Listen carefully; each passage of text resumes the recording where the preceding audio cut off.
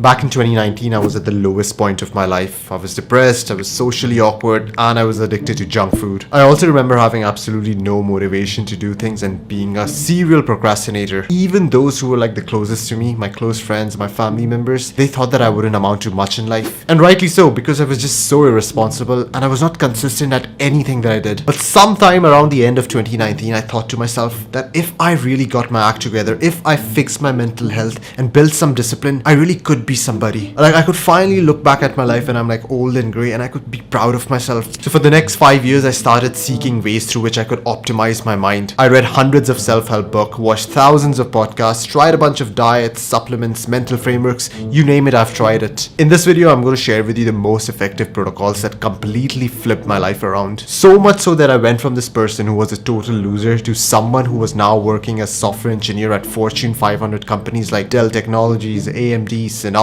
Additionally, I became one of the top performing students in my bachelor's and my master's program. I accomplished all of these things while lifting weights at the gym and training martial arts 6 days a week. At the end of this video, I'm going to share one thing that I was doing and probably 99% of people are doing that is really slowing down their progress.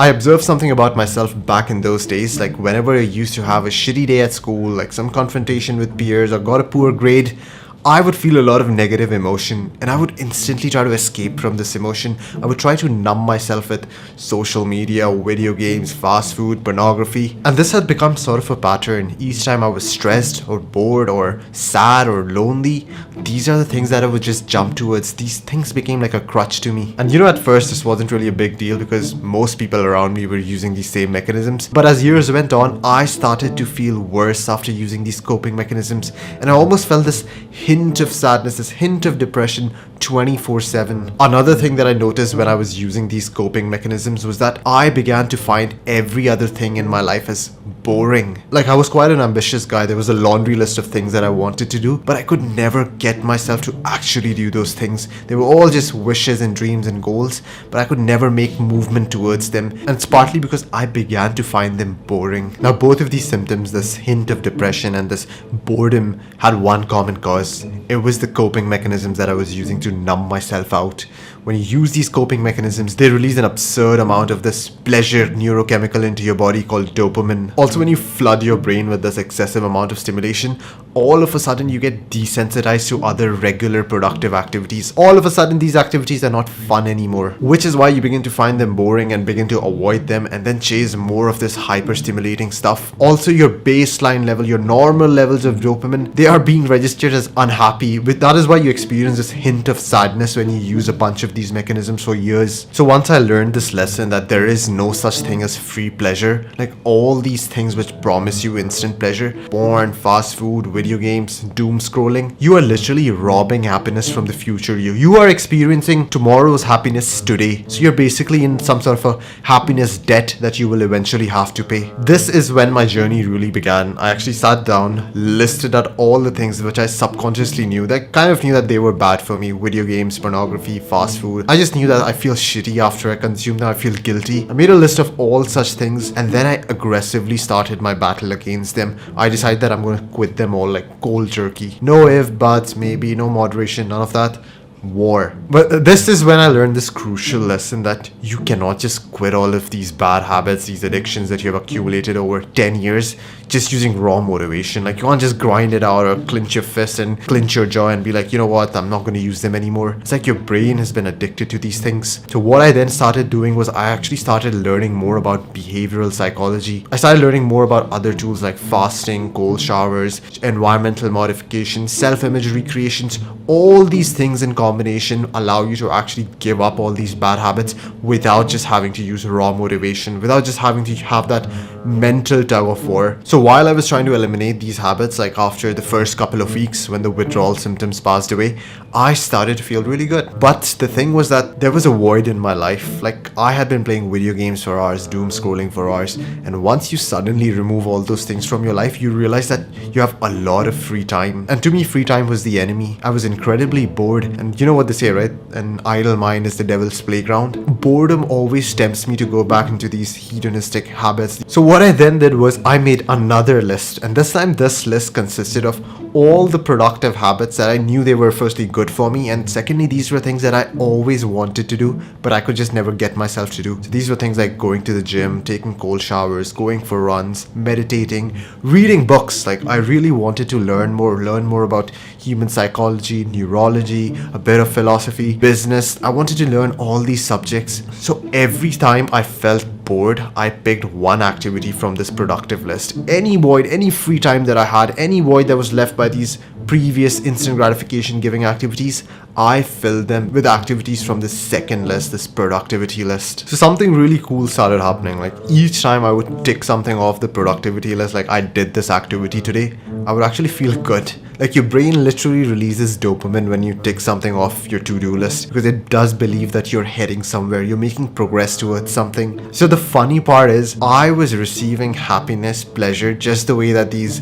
instant gratification activities gave me. But this pleasure, this feeling of happiness, this was long lasting, and this wasn't even destructive to my mind. Like I actually made progress towards a goal, and this was like healthy amounts of dopamine. It's like my brain almost saying, good job buddy, you're heading somewhere, you're making progress towards something. And this is like the biggest difference between activities that give you instant gratification and activities that give you delayed gratification. Like both in the end give you like happiness, pleasure to a degree, but what really productive activities do is that you actually make real life progress. For example, if you go to the gym, like you have a good tough workout, and then your brain starts releasing all these pleasure chemicals, you feel happier after you have hit the session. But that's not the only result of the session. You actually become stronger, you actually become more muscular, there are real world changes in you, you have actually made real life progress towards something. Whereas what really happens with instant gratification, these quick sources of pleasure, is that you are usually in some dimly lit room jerking off to pixels on a screen, or you're just eating burgers. You haven't made any real life progress. You haven't really earned that reward. You haven't really earned that dopamine. It's unearned dopamine. Biggest lesson that you can take from this video is that if anything gives you dopamine without hard work, it's probably bad for you. Another thing that I realized about the past me was that I used to live life based on emotion and impulse. So for example, some days I woke up feeling really motivated. So on those days I would read like 40 pages of a book, hit a 2-hour long session.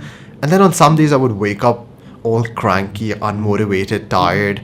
And on those days I wouldn't do shit. I would just like lie down on my sofa and just doom scroll, order fast food. And that was it. That was the day. And my life was mixed with such days. It was 2 days of raw motivation, and it was 2 days of doing absolutely nothing at all and living like a degenerate. So living my life based on impulse, emotion, or the way that I was feeling did not really amount to much. Best way to describe my life back then was like a leaf floating through the wind.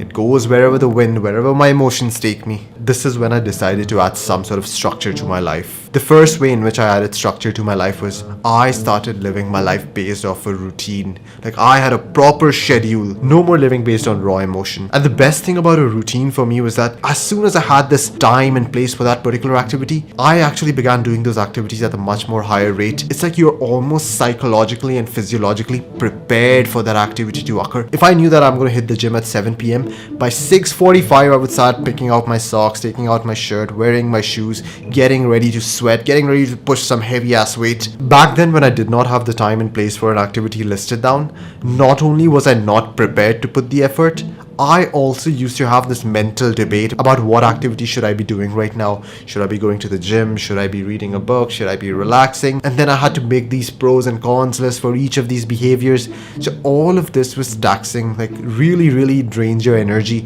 And this energy could have been used to actually do that task.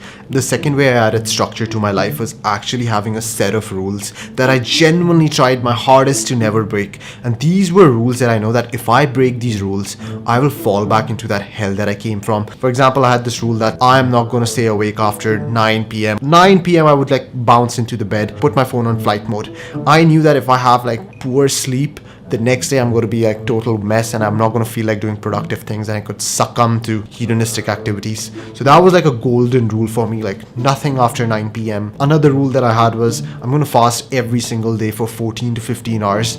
I actually feel that fasting gave me a lot more discipline and a lot more self-control. I always wanted to feel like that hungry, productive wolf rather than the sedated, overfed man. And the third rule that I had put in place was no scrolling social media whatsoever. Not only does this like ruin your attention span, but you're so likely to see these thirst traps on the internet. And then again, you're back into instant gratification. So I had these bunch of golden rules that I knew were providing me some safety net. They were guiding principles, and as long as I adhered to them, I knew that I wouldn't mess up.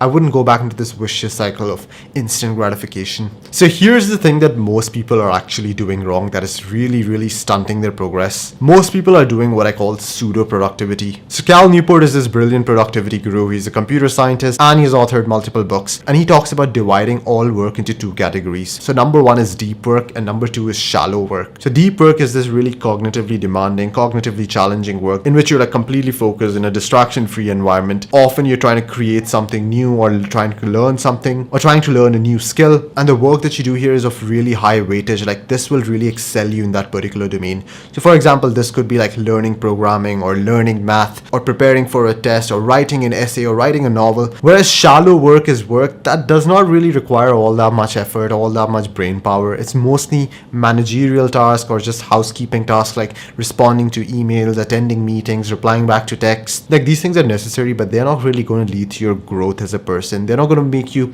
become a better software engineer, or they're not going to make you a better student, a better mathematician, or better entrepreneur. No, these things are just necessary to stay afloat and prevent your house from falling down. If you really want to succeed in a particular domain, then 80 to 90% of your work should be deep work, where you're actually working on these high weightage items. Because a lot of the people that I've worked with, they do claim to be really productive throughout the day. When you really dissect their lives, it turns out that they're doing like 1 or 1.5 hours of deep work at best, and the other 4 or 5 hours are just going to doing these shallow working activities. Now, I'm not saying that do no shallow work whatsoever. Like, of course, you need to do some amount of shallow work, but make sure that 80 to 90% of your time goes towards deep work on the high weightage items.